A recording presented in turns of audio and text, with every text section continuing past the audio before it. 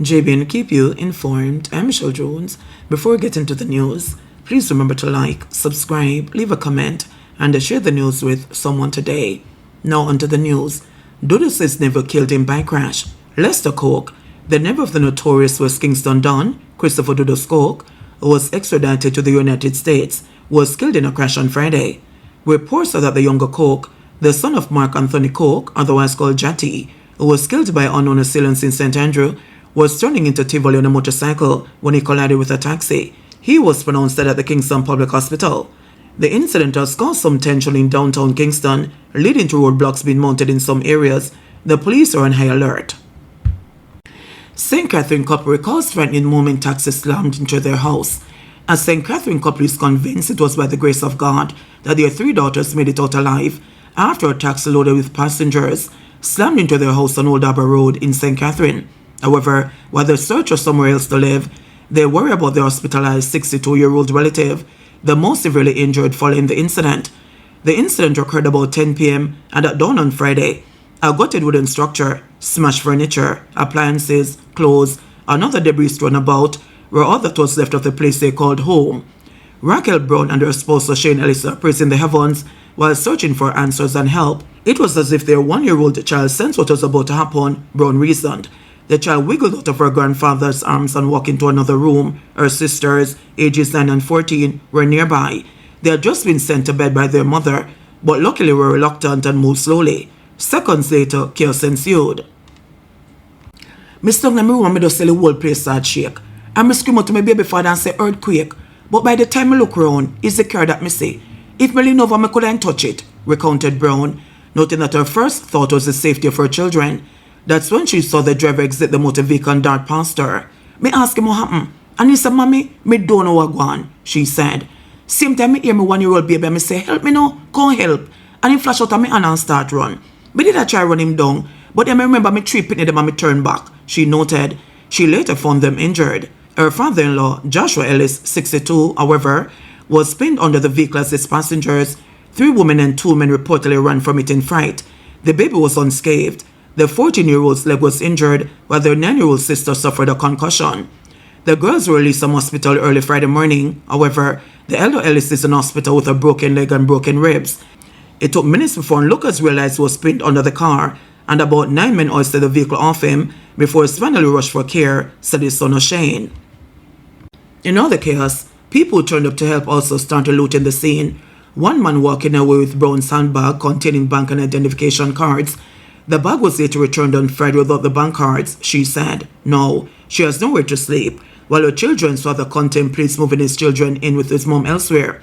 Up to late morning, it was not clear what inroads Old Harbour police had made in identifying and arresting the driver of the motor vehicle. Meanwhile, the traumatized couple, who had been living at the location for about a year, said they have no desire to remain, even if the house is repaired. Brown is a call center operator, while Ellis is a bus conductor. They lost at least 2 television sets, beds, and other belongings in the disaster and are begging for assistance. Right now, I don't know where we're going to sleep tonight, charged Ellis, as he looked on at his 1-year-old hanging around her mother's legs. New route from Mandeville to Kingston to launch Monday. A new Jamaica Urban Transit Company JUTC route between Mandeville and Kingston, Route 512, will be launched on Monday, with fares as low as $250, going up to $600. There will be 3 routes each day, from Mandeville to downtown Kingston via the East-West Highway. Departures from Mandeville are scheduled for 5:45 a.m., 10 a.m., and 3:10 p.m., while departures from downtown Kingston are scheduled for 7:55 a.m., 1 p.m., and 5:20 p.m. The cost for a one-way trip for adults using SmartFare cards is $500, while adults paying with cash will pay $600. Concession passengers, including students, senior citizens, and the persons with disabilities using SmartFare cards, pay $250, while concession passengers paying in cash will be charged $600. Route 512 will operate as a regular JUTC route with 53 seats and 50% standing room. Seats will be on a first-come, first-served basis. Minister of Transport Dal Vaz had previously announced several rural express routes to be launched in the coming months.